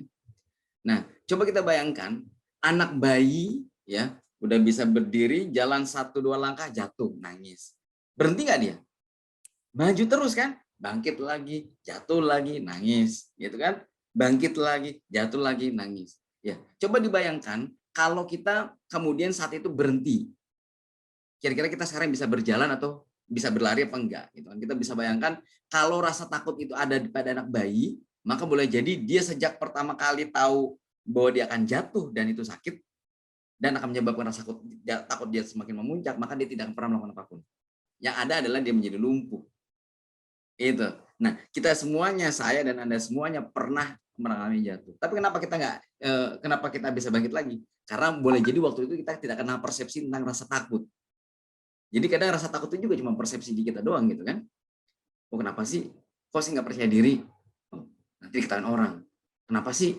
Nah, akhirnya itu kan yang muncul. Dan itu terus terngiang-ngiang, ya ada satu kejadian yang bikin kita kemudian kehilangan rasa percaya diri. Ada satu kejadian mungkin menyebabkan kita punya rasa takut begitu berlebihan, sehingga yang muncul adalah kita tidak seperti sudah dapat judgement bahwa kita tidak mampu. Ya, jadi akhirnya gulungannya di situ tuh. Pengalaman saya dulu juga pernah seperti itu. Sehingga kemudian bagaimana cara ngatasinya? Ya kalau dulu sih belajar dulu ada trainer yang ngajarin saya untuk namanya afirmasi. Ya, konon saya belum pernah ke Jepang ya. Konon anak Jepang itu sejak pasca Hiroshima Nagasaki itu dijatuhkan bom atom, ya kan? Kemudian pemerintah di sana salah satu yang diperkuat adalah pendidikan. Nah, setiap guru itu diajarkan untuk selalu mengajak anak muridnya tiap pagi itu mengatakan aku bisa, aku bisa, aku bisa, aku bisa terus itu. Itu sampai di alam bawah sadarnya, ya kan? Jadi semacam subliminal program gitu kan. Jadi dia tancapkan di alam bawah sadar dia, maka kemudian dia menjadi percaya diri. Pelan-pelan rasa takutnya hilang, rasa malunya hilang, rasa tidak percaya dirinya hilang. Yang ada adalah percaya, aku bisa gitu. Nah, kalau kita sebagai seorang muslim apalagi kan, sholat aja kita 5 waktu. Tiap sholat kan ada doanya di situ kan. Ya, setiap doa ada doa, siap ya duduk ada doanya, kemudian ruku ada doanya. Dan setiap doa itu isinya adalah luar biasa, afirmasi semuanya. Kalau kita paham tentang bacaan yang kita baca saat kita sholat, maka mesti kita menjadi orang yang selalu percaya diri, mampu, tidak punya rasa takut. Ya normalnya ada rasa takut lah, tiba-tiba kita ketemu harimau pasti takut, normal banget. Cuma kita punya cara juga untuk kemudian mengatasi rasa takut tadi. Begitu. Itu sih yang bisa saya jawab sih, Coach Nia. Oke, thank you Coach Wahyu. Coach Intan, boleh dilanjutkan? Mungkin ada tambahan? Oke. Jadi pertanyaan tentang menghadapi rasa takut ya, Coach Nia ya? Betul. Oke, aku paling melengkapi sedikit dari Coach Wahyu ya. Benar tadi kata Coach Wahyu bilang bahwa ketika ada rasa takut tuh kita harus hadapi. Nah, jadi memang ada salah satu treatmentnya nih kalau misalnya rasa takut. Tapi takutnya sama apa dulu nih? Tadi kalau Coach Wahyu bilang sama singa terus dihadapi, wah itu mah berani mati juga gitu ya. Jadi takutnya sama apa dulu nih gitu. Kalau misalnya takutnya gini, kita takut, let's say kita takut yang dalam kondisi normal ya. Misalnya kita takut mencoba, takut orang misalnya area public speaking deh, orang takut untuk bicara depan umum gitu. Kalau itu nggak pernah dilawan, maka itu akan menjadi ketakutan terus dan kita nggak berani untuk melangkah. Jadi teman-teman, kalau teman-teman lihat aku sekarang mungkin nggak percaya kalau aku bilang dulu tuh aku orang yang paling menghindari bicara di depan umum. Kalau sekarang mungkin coachnya udah capek-capek nyuruh aku diem ya biar jangan ngomong terus gitu ya. Tapi artinya ada satu titik di mana momen memang aku didorong oleh orang. Nah ini pentingnya nih punya lingkungan positif. Kenapa? Karena kadang kita butuh orang, support system dalam diri kita dan lingkungan kita yang bisa menjorokkan kita, dalam tanda kutip ya, menjorokkan yang positif, membuat kita maju ketika akhirnya kita di dalam kondisi yang terdesak itu kita mengeluarkan semua kemampuan kita. Nah jadi kuncinya adalah Mbak Nia Rosalita. Tadi nanya itu betul ya Mbak Nia Rosalita? Ya, betul. Apa ketakutan kamu tulis. Kalau ketakutannya yang bukan berbahaya dengan nyawa kamu, hadapi. Karena kalau kamu menghindar, itu akan menjadi ketakutan terbesar dan bisa jadi itu menghambat kamu untuk mencapai goal atau vision kamu. Itu dari aku untuk melengkapinya. Oke, terima kasih Coach Intan. Kalau tadi Coach Intan kan didorong sama seseorang untuk bisa public speaking ya, kalau saya didorong sama Coach Intan justru. Sampai akhirnya selalu menjadi MC dan moderator. Oke. Lalu ini ada pertanyaan dari Depi untuk Coach Intan. Gimana kita bisa membentuk winning mindset untuk dapat melawan krisis? Dalam melawan krisis. Oke, winning mindset ya. Mungkin nanti bisa dilengkapi juga oleh Coach Wahyu Novian ya. Yes. Jadi bagaimana kita menemukan winning mindset untuk menghadapi krisis ya. Aku nggak paham konteksnya, tapi aku menganggap bahwa yang bersangkutan lagi mengalami krisis dalam dirinya sehingga untuk menemukan winning mindset seperti apa. Oke, sekarang saya minta siapapun, maaf coachnya tadi yang nanya siapa? Depi. Oke, Depi, mungkin bisa menulis. Apa sih yang menurut kamu kata krisis? Karena krisis yang ada di saya dan di Mbak Devi atau di Pak Devi ini bisa berbeda, ya kan? Maka tuliskan di kertas yang dimaksud krisis itu apa. Bisa bentuknya ketakutan, bisa kegagalan yang sekarang dihadapi, krisis ekonomi langsung terjawab. Oke, kalau itu mostly kayak 70% lagi merasakan sih ya krisis ekonomi. Oke, yang perlu dipahami satu, yang mengalami gini dok, kenapa sih kadang-kadang kita nggak punya winning mentality atau winning mindset ya? Karena ketika kita sedang menghadapi krisis ekonomi, maka kita menganggap bahwa kita yang paling mengalami ini saat ini. Ketika kita merasakan itu, maka winning mindset, winning mentality itu nggak bisa diangkat.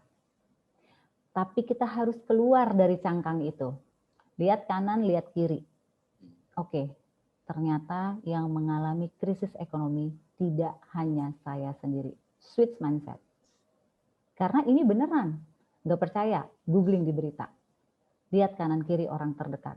Oke, kenapa sih saya suruh lihat gitu? Artinya sama-sama menderita ya Coach Intan? Ya enggak. Artinya adalah ini global dirasakan oleh semuanya. Lalu kemudian, one step lagi, cari. Siapakah dari orang-orang yang mengalami krisis ekonomi dan berhasil mereka keluar dari krisis ekonomi? Kenapa? Kita bisa mengambil langkahnya. Kita bisa melihat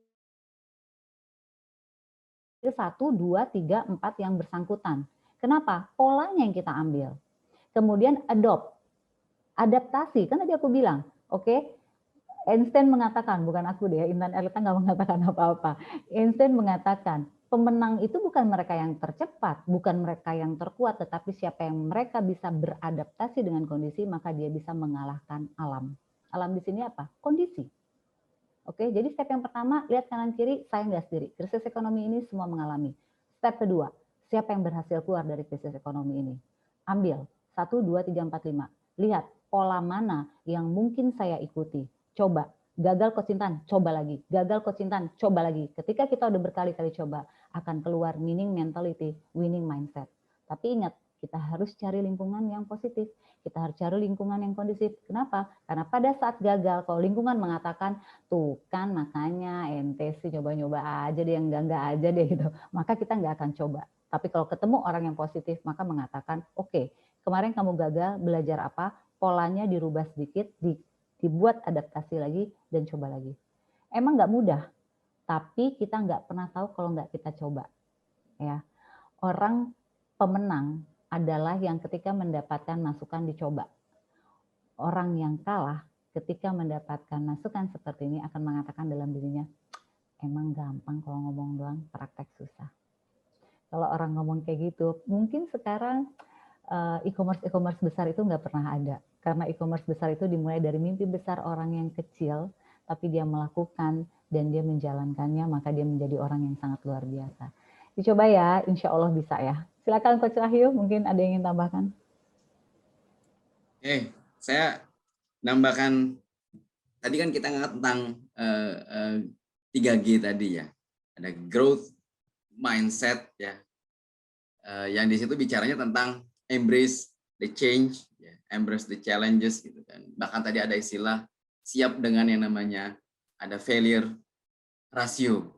Jadi ada rasio kegagalan. Bahkan kalau kawan-kawan nanti punya kesempatan, Coba di googling aja bukunya Amy Wilkinson itu. Ada dia nyebutnya sebagai fail wisely. Kita disarankan punya rencana gagal, dalam tanda kutip ya. Kenapa? Karena itu akan melatih kita, akan membiasakan kita. Sehingga kemudian misalnya kita cerita dari siapa tadi, Pak atau Mbak ya, itu ya, Depi ya. Yang kemudian bicaranya krisis. Ya, tadi Coach Intan udah bilang, yang krisis kan nggak cuma kita.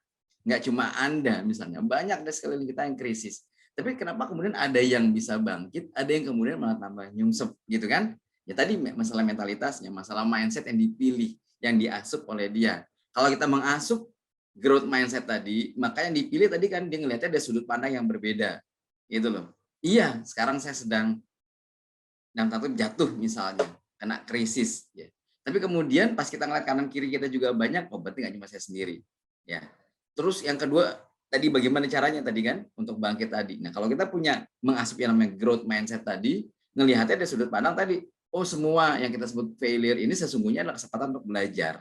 Persis seperti anak kecil tadi tuh, si bayi tadi, ya kan jatuh dia belajar lagi, jatuh belajar lagi, dan punya kan, kalau bayi coba bisa dibayangkan kalau lingkungan kayak Coach Intan tadi bilang, ibunya tiba-tiba, udah kamu jangan belajar jalan terus, kamu nanti jatuh sakit lagi. Nah itu anak akan berhenti jalan itu, udah bisa jadi dia akan tidak pernah bisa jalan sampai sekarang, ya kan? Tapi orang tuanya kan, ayo adek bangkit lagi, ayo tita dede senang gitu, wah bangkit lagi dia, jalan lagi, 2 langkah lagi, jatuh lagi, nangis lagi, Pak diajak lagi sama ibunya. Nah penting di situ, itu jadi growth mindset. Kenapa? Karena dia akhirnya belajar. Oh tadi aku pas begini langkahnya salah, terlalu maju, terlalu cepat gitu, akhirnya kehilangan keseimbangan dan jatuh. Dia belajar lagi, belajar. Itu growth mindset itu.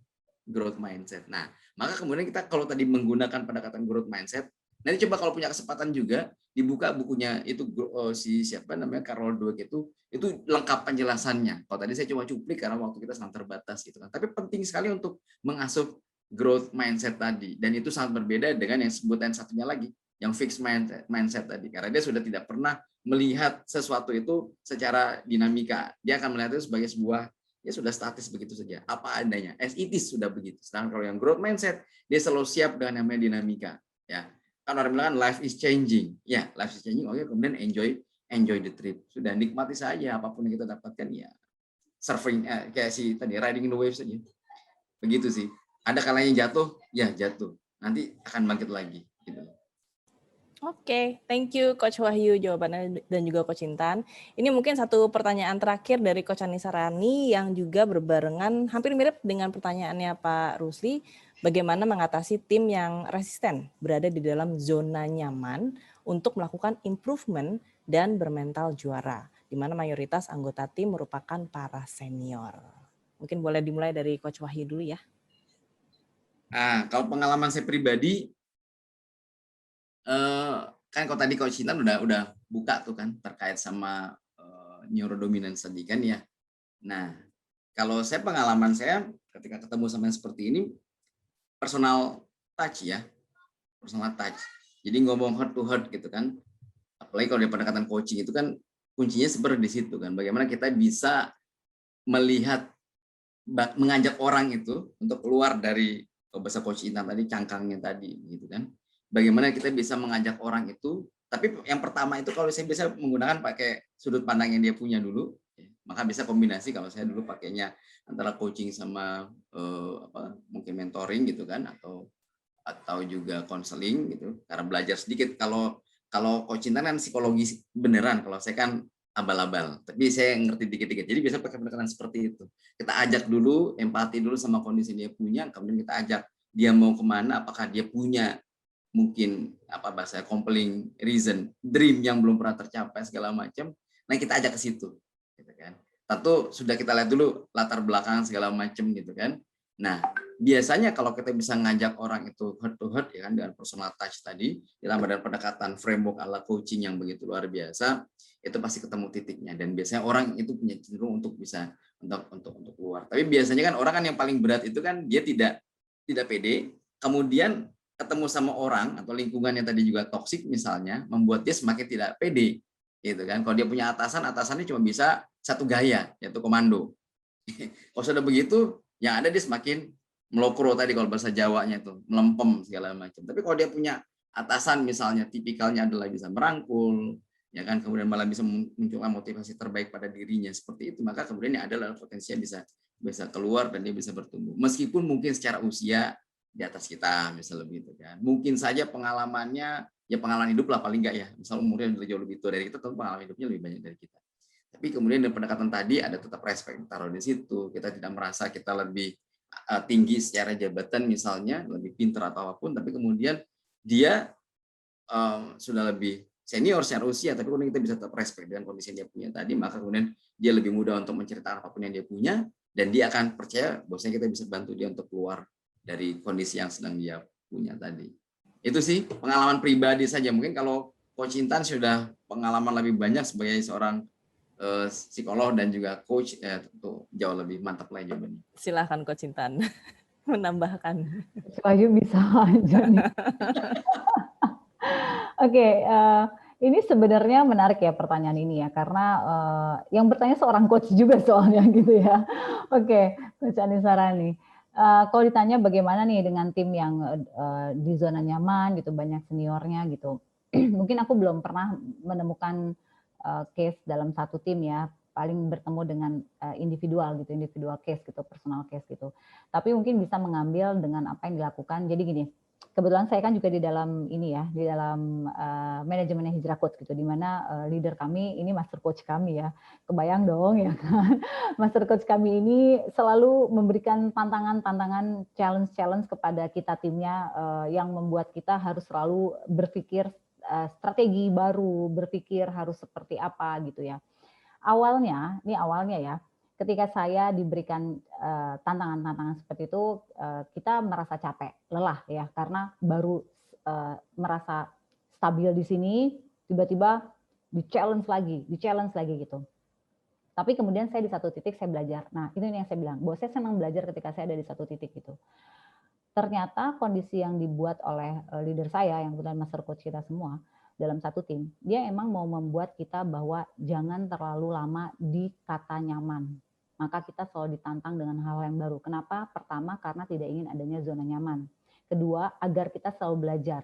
Jadi ibarat nih, mobil kita udah enak nih satu tim nih. Tiba-tiba dikasihlah challenge yang sangat besar, yang kita semua harus berpikir. Bahkan bukan nggak mungkin, saya bisa bertukar posisi dengan teman-teman saya. Oke, kali ini sekarang kamu di sini yang ngelit, kamu yang aku bisa seperti itu. Nah, dari sini mungkin ini bisa diambilkan contoh buat Coach Anissa Rani ya dengan pertanyaannya. Pertama, harus ada satu orang leader yang berani untuk mengubah hal yang menjadi zona nyaman. Yang kedua, siapapun leader itu ya, kalau misalnya kita nggak berani, oke, leader yang lain yang memang dia mempunyai secara wibawa, secara kemampuan dia bisa dekat dengan semuanya. Kedua, pada saat ada perubahan itu, pasti akan ada yang namanya penolakan. Ini pasti. Ya. Aduh, aku nggak mau, wah ini apaan sih leader kita nih, gitu ya, pasti gitu. Tetapi disinilah yang aku lihat bahwa leader itu memang harus ada sadis tanda kutipnya. Tidak mendengarkan keluhan-keluhan mereka yang berkata tidak kuat, tidak sanggup. Kenapa? Karena pada akhirnya kuat kok. Pada akhirnya kita survive kok gitu. Jadi memang kita itu harus di-push to the limit untuk mengeluarkan potensi yang kita miliki. Jadi harus ada nih leader yang ini. Ketiga, leadernya juga harus tahu batasan push to the limitnya. Jangan ditekan terus, lama-lama ini orang meledak beneran gitu kan, akhirnya keluar gitu kan. Nah harus tahu batasannya. Kenapa? Karena ada istilahnya kayak peluit yang menyatakan oke, stop. Kemudian tim dikumpulkan. Nah, ini harus dilakukan dalam satu tim agar apalagi buat tim yang zona nyamannya ini udah kelamaan. Jadi harus ada leader, bukan bos ya, beda bos sama leader ya. Harus ada leader yang bisa bermain peran itu. Harus ada leader yang tegaan mengacak sistem yang sudah berjalan untuk kebaikan tim ini. Karena kalau enggak, maka zona nyaman ini akan menjadi lebih lama dan akan lebih susah lagi, apalagi terkait dengan yang namanya senior tadi. Nah, kemudian ada timbul pertanyaannya, kalau enggak ada leader yang seperti itu bagaimana, Coach Intan? Oke, maka kita bisa mencari pihak ketiga. Nah, pihak ketiga itu siapa? Ya siapa yang bisa di-hire oleh timnya Coach Anissa, orang luar yang tidak ada ikatan emosional. Kan orang luar nggak tahu mana senior, mana junior, ya nggak? Taunya dia di-hire ke situ, dia untuk memberikan warna baru, dia memberikan culture atau budaya yang baru dalam organisasi, maka itu bisa dilakukan. Jadi mungkin itu jawaban dari aku, Coach Nisa, mudah-mudahan membantu. Terima kasih. Oke, terima kasih Coach Intan, Coach Wahyu. Nah, ini sudah mau mendekati akhir dari acara webinar kita. Mungkin sebagai closing statement boleh kita dari Coach Wahyu dulu, nanti ke Coach Intan. Silakan Coach Wahyu. Baik, rekan-rekan sekalian, prinsipnya kan hidup itu kan senantiasa berubah ya. Life is changing. Maka kemudian kita harus punya tadi itu ya, mentalitas pemenang tadi ya, harus punya mindset para juara tadi, sehingga kemudian kita selalu siap untuk menghadapi apapun yang akan kita hadapi ke depan gitu kan. Kalaupun maka tadi change and adapt tadi penting untuk kita punya semangat untuk selalu siap menghadapi perubahan, kemudian beradaptasi. Kalau kita nggak mau beradaptasi, mungkin kalau kita tahu dulu, meskipun saya nggak pernah ketemu ya, dinosaurus itu kan, nggak badannya bisa gede, kita cuma nontonnya di Jurassic Park doang, di film gitu kan. Oh dulu pernah ada hewan segede gaban begini, tapi sekarang sudah nggak ada. Kenapa? Karena nggak bisa beradaptasi ya terhadap perubahan yang terjadi adalah hilang, punah, nggak ada bekasnya sekarang. Ya ada sih bekasnya sih, katanya gajah dulu badannya bisa sekian kali lipat, sekarang tinggal segitu gitu kan. Harus beradaptasi kan sekalian, karena apalagi tadi eranya era VUCA dan kita ditambah sekarang disruptornya dengan ada pandemi. Sekarang orang nggak pernah tahu nih kapan ujungnya, ya kan? Ya udah paling kita cuma ngomong ya ujungnya kan mati, ya kan? Ya udah gimana cara kita kemudian senyampang Allah masih kasih kita nyawa, ya sudah belajar saja. Kalau bahasa orang Jawa itu obah saja, berubah saja, nikmati prosesnya, maka kemudian kita akan tahu nanti kita akan ada di mana. Tentu juga penting tadi kalau Coach Cinta dan bilang ada yang namanya visi. Kalau nggak ada visinya ya kayak layang-layang terbangnya ikut anginnya kemana, udah hilang saja. Sekarang nggak punya visi. Kita harus punya visi, punya direction-nya kita jelas. Ya, nikmati prosesnya seperti seorang server tadi, tapi kita tahu tujuannya akan kemana. Itu aja. Insyaallah. Oke, Coach Intan, mangga untuk closing statement-nya. Iya, kalau dari aku, balik lagi aku bilang aku senang dengan quote yang dikatakan oleh Einstein tadi bahwa bukan seberapa kuat, seberapa hebat, seberapa pintar kita, bukan itu. Tetapi seberapa cepat kita beradaptasi dengan keadaan, seberapa cepat kita beradaptasi dengan kondisi, itu yang bisa membuat kita menjadi pemenang dan menaklukkan kondisi sekarang. Kita namakan kondisi VUCA, di mana kondisi ini adalah kondisi yang sangat cepat sekali beradaptasi, berubah sangat cepat sekali, mengalami naik dan turunnya. Tapi kalau kita bisa beradaptasi, kita tunjukkan bahwa kita bisa menjadi pemenangnya. Jangan lupa, winning mentality, winning mindset ini sesuatu yang bisa kita tumbuhkan dan bisa kita kembangkan. Jadi jangan bilang nggak bisa dulu ya, ini bisa kita tumbuhkan dan bisa kita kembangkan. Oke, thank you Coach Intan. Mungkin aku bisa rangkum sedikit.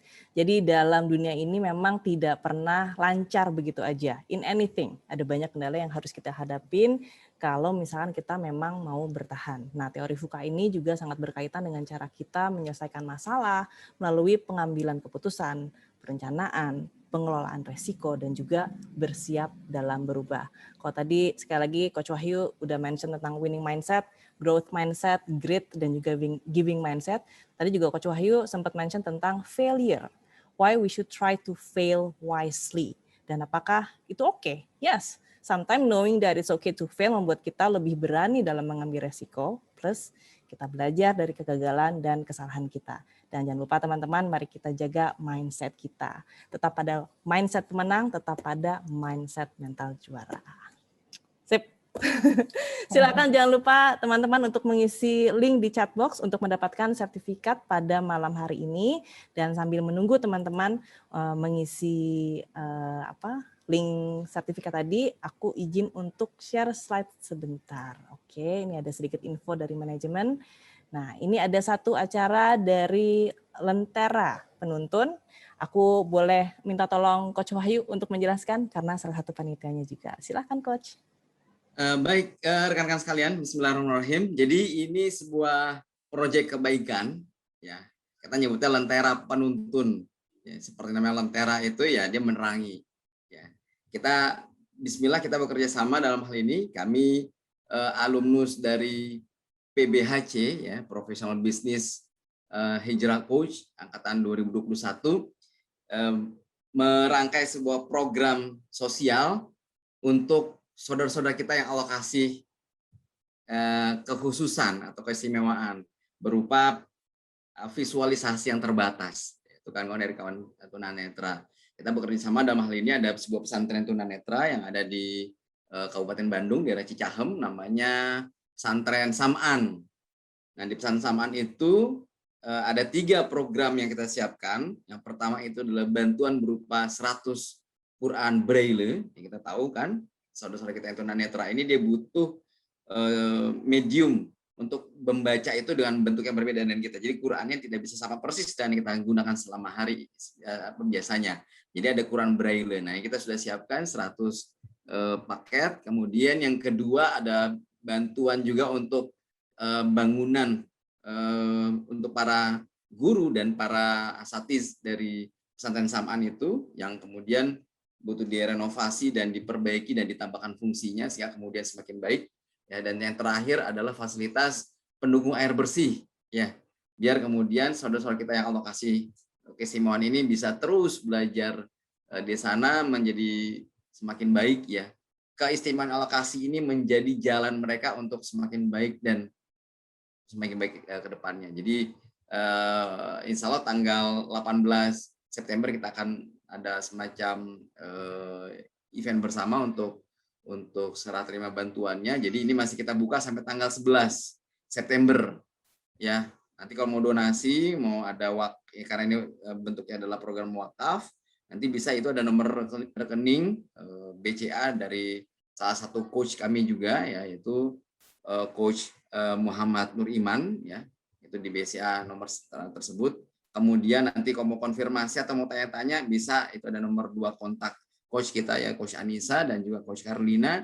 Kalau mau tanya-tanya dulu ya apa programnya, ya kan, kemudian bahkan mau usul beberapa hal itu juga silakan nanti bisa ditanyakan, bisa disampaikan di nomor tersebut, ya. Insya Allah kita masih buka sampai tanggal 11 September. Kalau sekarang ini tanggal 22, jadi masih cukup waktunya, kurang lebih 2 bulan sampai tanggal tersebut, ya. Jadi silakan kalau mungkin ada sahabat-sahabat, kawan-kawan, peserta yang hadir pada malam hari ini yang ingin berpartisipasi bisa langsung ke nomor rekening tersebut dan bisa konfirmasi ke para coach tadi, nomornya Coach Anissa dan juga Coach Karina, dan konfirmasi transfer ke nomor tertera di situ. Oke. Kira-kira gitu. Sip. Terima kasih Coach Wahyu penjelasannya. Sama-sama Coachnya. Oke, selanjutnya hari Minggu nanti tanggal 25 Juli masih sama jamnya, jam 11.30 kita akan ada webinar lagi, Why You Need to Be Associate Coach of Hijrah Coach. Jadi untuk teman-teman yang ingin tahu lebih lanjut tentang Hijrah Coach, ingin tahu gimana sih cara gabung dengan Hijrah Coach, nanti tanggal 25 Juli hari Minggu, ya. Nanti ini ada Master Coach kita, Coach Daruda Wayanto, dan tentunya ada Coach Intan Erlita. Oke, selanjutnya ini kita akan membicarakan tentang keluarga dan negara, mengabdi untuk keluarga dan negara, work-life balance sebagai tenaga kesehatan. Ini di tanggal 28 Juli hari Rabu, jam 19.30 ada Coach Dr. Setiana Eka dan juga Coach Intan Erlita nanti yang akan mengisi juga. Jadi pastikan Anda melakukan registrasi di link yang sudah tertera di situ. Dan semua ini informasinya ada di Instagramnya Hijrah Coach di @hijrahcoach. Dan yang terakhir jangan lupa untuk follow Instagramnya Mom as Coach by Hijrah Coach. Ini adalah platform digital family kita. Jadi silakan untuk memfollow itu langsung. Oke, terima kasih. Sekali lagi jangan lupa untuk mengisi link yang sudah ada di chatbox untuk mendapatkan e-certificate untuk malam hari ini. Nah, sekali lagi terima kasih untuk Coach Wahyu dan juga Coach Intan untuk ilmunya, teman-teman coaches yang sudah hadir malam hari ini, dan juga Bapak Ibu dan juga teman-teman semuanya. Jangan lupa sekali lagi untuk mengisi link ya, jangan sampai ketinggalan. Nanti kalau udah acara baru ditanya, linknya mana ya gitu. Oke, akhir kata saya Nia dan juga tim manajemen yang bertugas, ada Mas Rizky dan juga tim sosial media Hijrah Coach mengucapkan terima kasih. Mohon maaf jika ada kesalahan. Kita jumpa lagi di hari Minggu 25 Juli jam 19.30 insya Allah.